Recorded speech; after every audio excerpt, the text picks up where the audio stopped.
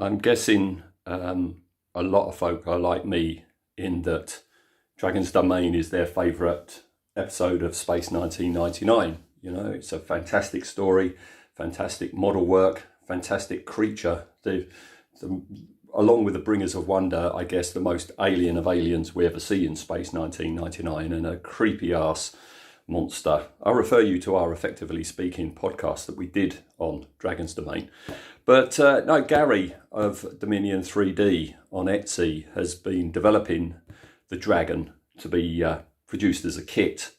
And I've been watching his progress over on the a couple of the Space 1999 Facebook pages, and been eagerly awaiting the arrival of the dragon. And it has arrived. He released it last week, just before the bank holiday. I think it was the Thursday or the Friday before the bank holiday, and here we are a week later, and it's come.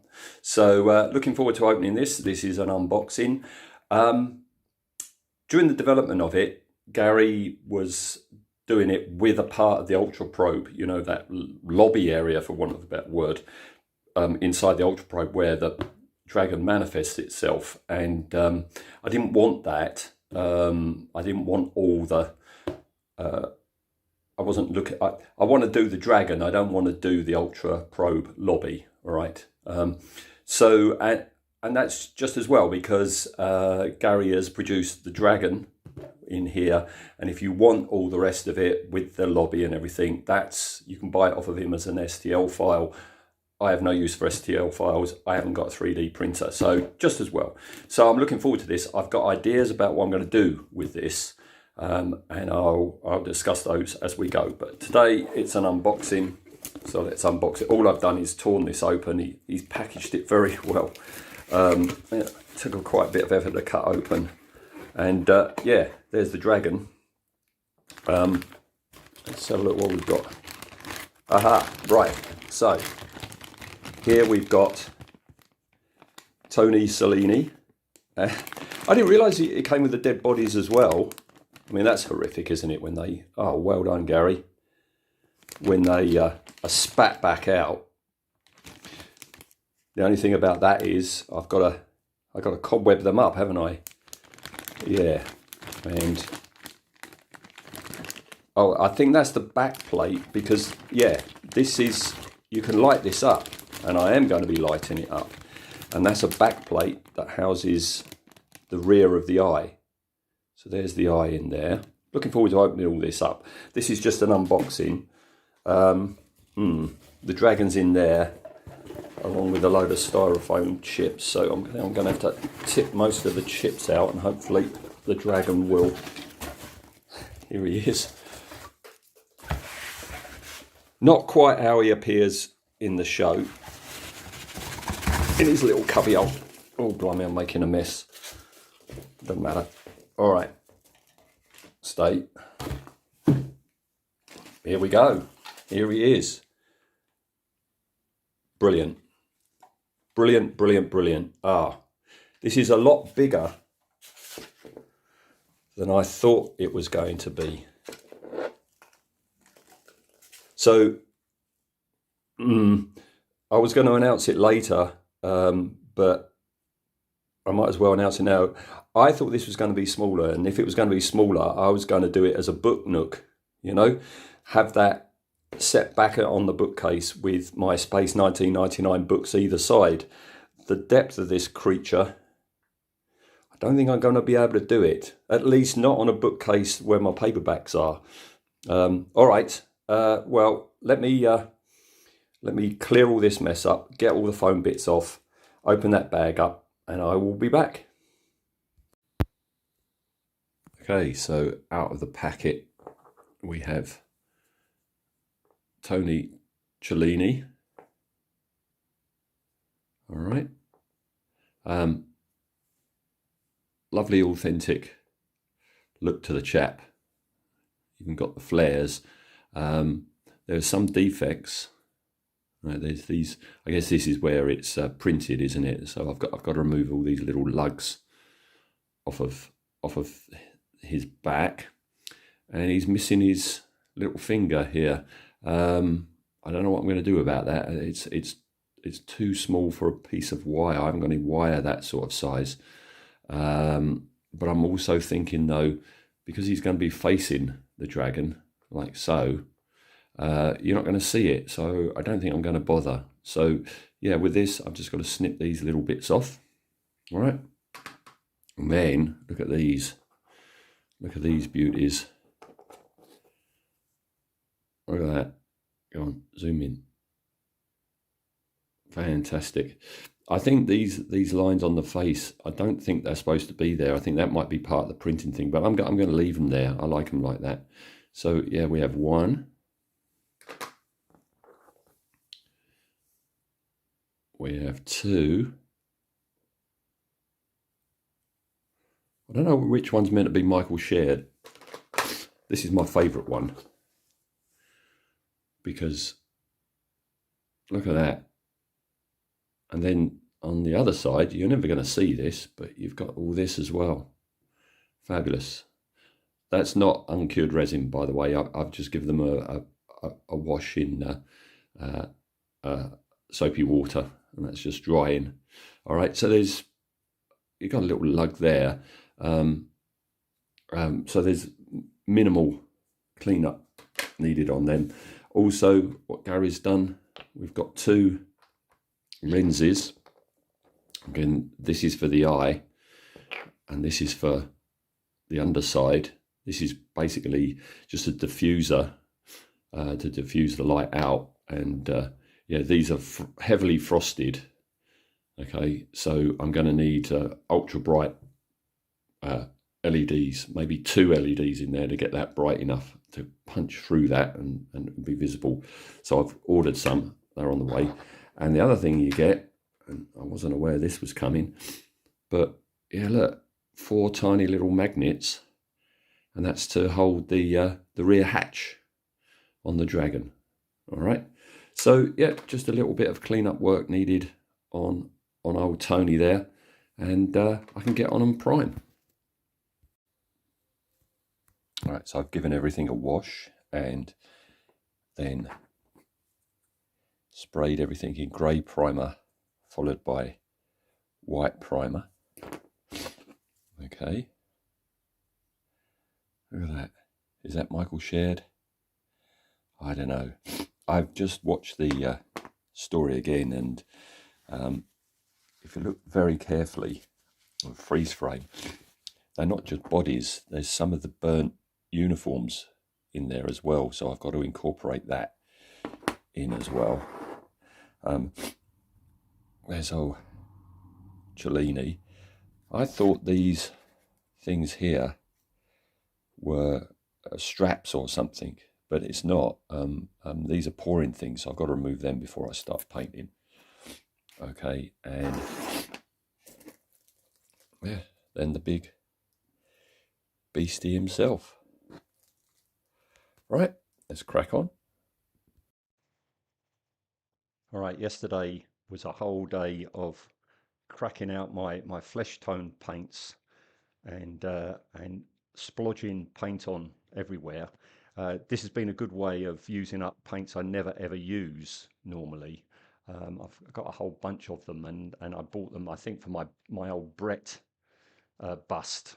And they've just been sat in a drawer, so it's been a good way of using them up.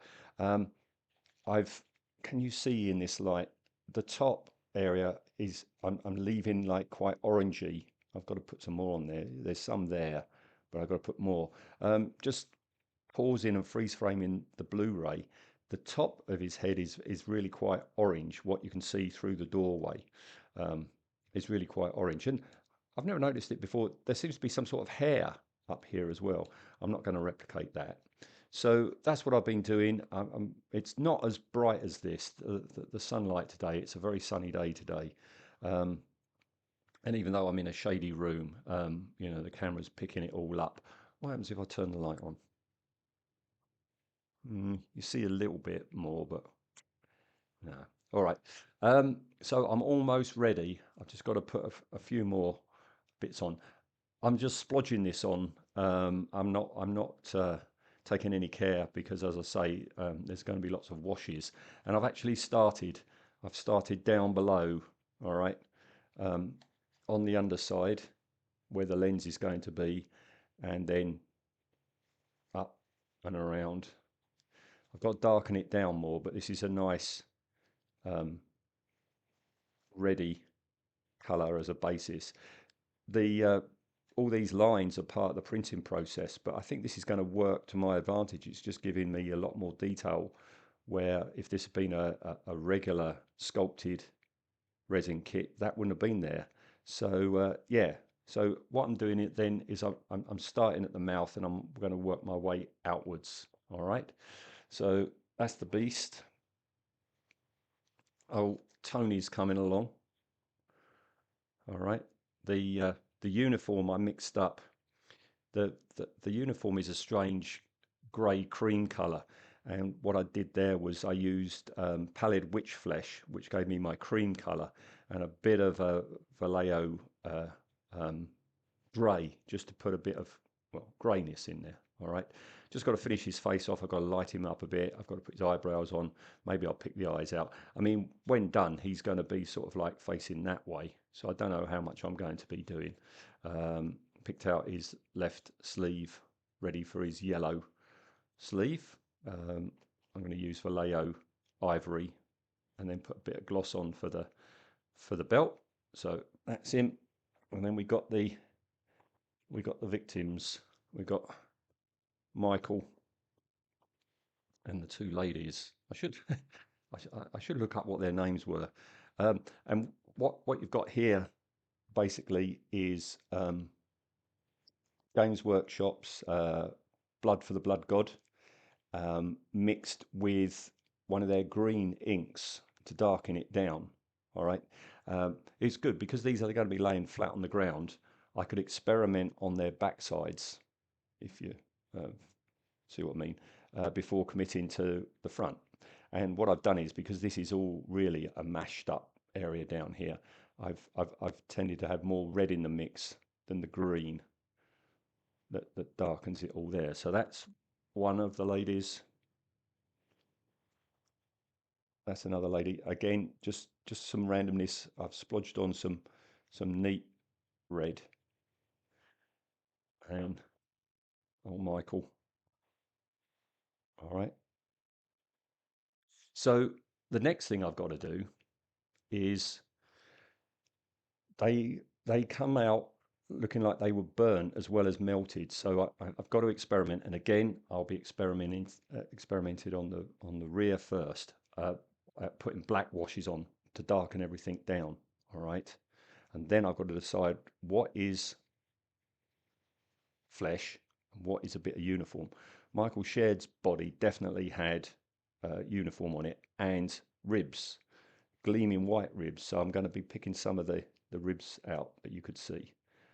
Whether I do that before or after putting the black on, I don't know. I'll have a think about it.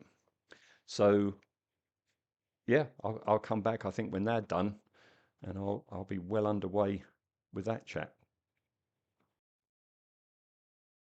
Okay, so things are advancing along. Tony Salini just putting his yellows on. Got to deal with his chopper, very shortly. So he's almost there, which is good. Now, the victims, all right. I've gored them all up, and you know, the the the episode is just masterful in atmosphere and tone and style and direction and lighting. And one of the things with lighting is when these victims are spat back out, because it's so darkly lit, it's hard to make out. It looks like they've been burnt and scorched. There's an awful lot of blackness on the bodies, but that could just be lighting. Um, so I'm doing a nod to both. So I've gored them up, and then I've put on a watered down Games Workshop contrast black, and then dabbed it off, leaving it randomly blotched. Like, I don't know if you can make out on the head up there. I've completely, come on, come on.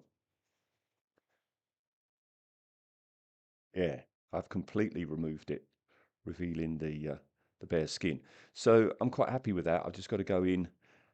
I'm a bit nervous about this, but in places, where is it on this one? This might be the one that hasn't got it, but a couple of them, oh, there's one there, have got rib bones. And if you pause the episode, there are bare rib bones. You can see them. I'm going to pick them out, but I think that's going to be too jarring. I'm going to have to put a wash over them. Um, and also, there's bits of uniform still on there, and I think these bits here, I'm going to have this bit as like fabric there. I've got to do something about the eyes because they've been created with perfectly fine eyes and eyeballs, so I've got to black them out. So the light, actually, let's turn the artificial light on. Can you see that better then? There we go. Look at those eyes. They're perfectly regular eyes, so I've got to black them out. Oh, that's better. You can see more now. This is the effect I wanted. It's like gone off old bit of chicken meat or something. That was the idea. All right. So yeah, I've got to do something about these eyes. They're looking at me, and I don't want them to be. All right. And then the last thing to report, again, because it's so darkly lit, it's hard to make out color schemes. They vary all over the place, especially on this beastie here. You know, there's greens in there, there's greys in there, there's flesh tones throughout. Most of them are kind of like an orange, which is why. Let's take the artificial light off, and you can maybe see better. Yeah, see, it's better now. Yeah, but what I've been doing, because he's going to be flat on the floor, I figure on the underside I can have an experiment. Now, I've repainted all these tendrils. I thought I'd start there first, and I did them in a red. And then I went back and looked, and they're not really red. Okay. The other thing is, the problem is, because I was using contrast paints, they go into the recesses. Can you see all the lines, the 3D printing lines? I don't want them really to be visible. All right. So I've got to work around that. This is the color I did paint them, and I'm leaving that because that's nice. That's like, looks like it's the internal workings of the beast. But on the underside of these tentacles here, I've been experimenting with different washes to stain the flesh tones that I've done, and the one that I like the most is this one, and this one here, and there's a bit of it there, and that's a Games Workshop contrast called Reichland Flesh Tone. So the next step is to cover the whole thing with that, dab it off in places so it's showing more of this and leaving some of it quite dark. So I'm going to do that, and then I'll come back and see what it looks like. This might take a while because I've only got like a quarter of a pot of the paint, and I'm going to be using an awful lot, I think. Well, first up, apologies for any variation you're getting in picture and sound quality or any difference between them. I've only just realised, you know, I'm working on quite a few projects at the same time, and chronicling them in different ways. And I've only just realised that part of my recording of this build is on my my phone's camera, and partly I've been doing it on my camera stand. So yeah, apologies. From now on, I'm going to be using this one, which is my phone one. All right, so at least we're going to be consistent from now on. All right, so it's a bit bright today, but look, if I can zoom in, there we go. That gives you an idea. That's the Reichland flesh tone. I did have enough. I didn't have to go to the shops, because what I did as I was running out, I started mixing in some of the black contrast and Agrax Earthshade, which broke things up nicely. So there we are. I'm quite happy with him like that. I'm going to do a bit of dry brushing of the flesh to just make bits lighter, because the stage after I've done that is to start putting on green and grey washes. All right, I'm not bothering about the back, and that's because, as I said right at the start, I was thinking about a book nook, and this is going to be a book nook. And again, I've got so many things going on. Apologies if I've already repeated this, but this is the doorway. I plan to have him, you know, as he is in the story, you know, just coming through that. All I'm going to have is the doorway and the floor. I'm not going to try building up the console, all the consoles and all the equipment that's either side. The focus is going to be on the dragon, isn't it? So I'm not going to bother with that. So it's going to be a book nook with the books go either side. All right. And the other thing to say is they've just arrived for lighting him up. I've got some of these 10mm ultra bright LEDs. All right. I bought two whites, warm whites, for you know, the light that's coming out of his mouth, and two for his eye. Now, this is, I don't know whether this is going to work or not, but if you watch the story, his eye is very bright, but there's a blue tint to it, and I'm sure that's just you know, the lens of the camera doing that. But I quite like the blue light, so I've got two blue lights. All right, so I've got to have an experiment, but that won't happen until I'm finished painting him and I've glued the lenses in, and I can decide what I'm going to do. All right, so progress and update. What we've got here is the flesh tones that I had, and I've washed them with Games Workshop's Militarium Green, all right, but watered down. And I was very random with this. Some of I would dab my paintbrush in the green, then in a bit of water, and then splosh it on. And sometimes there would be more water than not. Sometimes there would be more green. You can see in there, look, it's much stronger green, but that's all right because I'm going to be putting more washes on. And over the top of it this morning, I've been dry brushing the flesh colours back on, because if you pause it again, it's such a darkly lit scene with the dragon. Some bits of the tentacles look green, some of them are like an orangey flesh, some of them are grey. All right, so I've got to go in with more washes. Again, just keeping the top orangey because I know that top bit's orangey, but as you can see, I've got to start blending everything in. But it's coming along. Still umming and ahhing about what to do about those bits. I think I'm going to darken them right down because they are going to have a light behind them. As I said before, you know, these striation lines are going against me. That they're showing you detail that shouldn't be there. All right, the tentacles are fine, but I don't know about that. So that's that. The other thing is I forgot to bring a battery down to show you, but these are the 10mm super bright LEDs. So I've got two blues and two whites. I've got a feeling the two whites aren't going to be bright enough, but I'll experiment with that once I put the lenses in, but I can't put the lenses in until the paint job's finished. And also, out of foam board, I'm starting to make his little doorway that he's going to live in.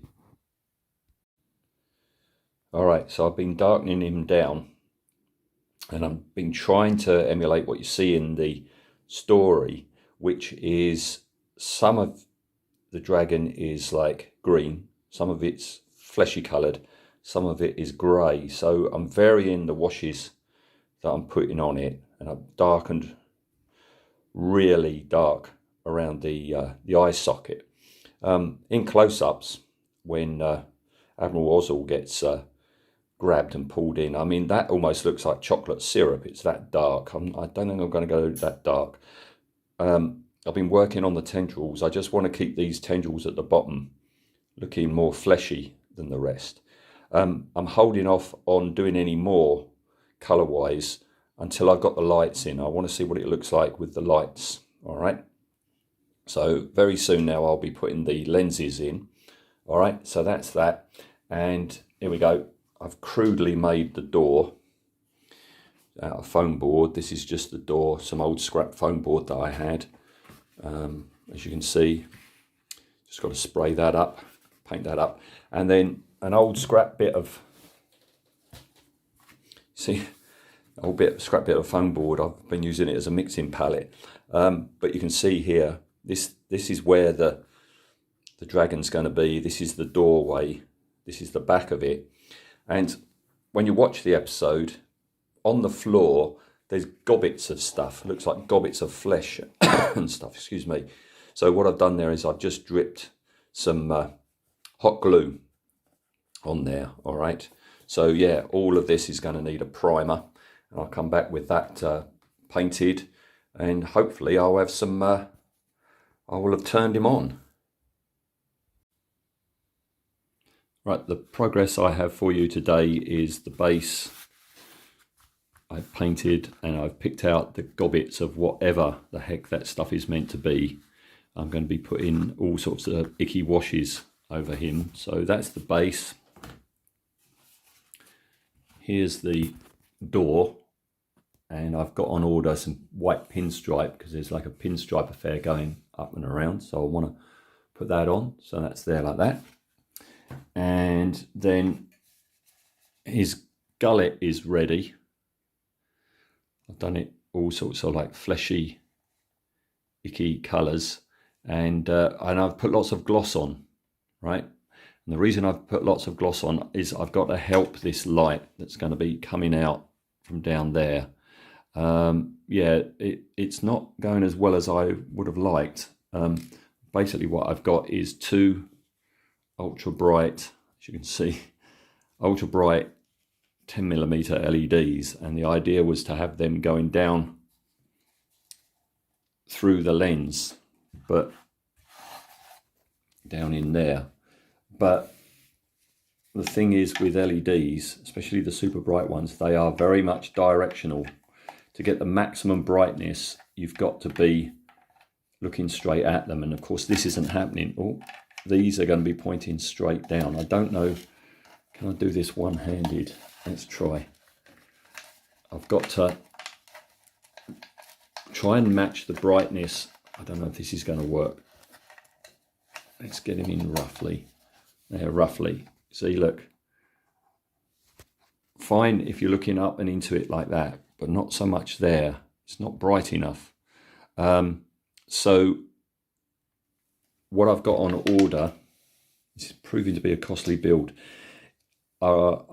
is a strip of an LED strip, you know, those little squares, a strip of 3, which are the 20mm, which is what the lens is. And I'm going to see what that looks like. If that doesn't work, I either use that and these in conjunction, or I buy another 2 of these and put them top and bottom. So I've got a cluster of 4. So, and I think they would fit in there all right like that. You see, I can get 2 in on the side, 1 top and bottom, pushing down. That should double the brightness that's down there. I've been having a play around with the top eye, and I'm happy with how that's going. And I've got a cunning plan how to approximate what was happening in the show. All right, so I'll come back when the other bits have arrived, and let's see what it looks like. Okay, here you can see I picked out the gobbets and made them look bloody. Now I've got to make that really, really icky. So that's the first bit of progress. Second bit of progress, this 3 strip LED has come, and this is much better. This is much better than the super bright LEDs. So if I can just, there's the lens.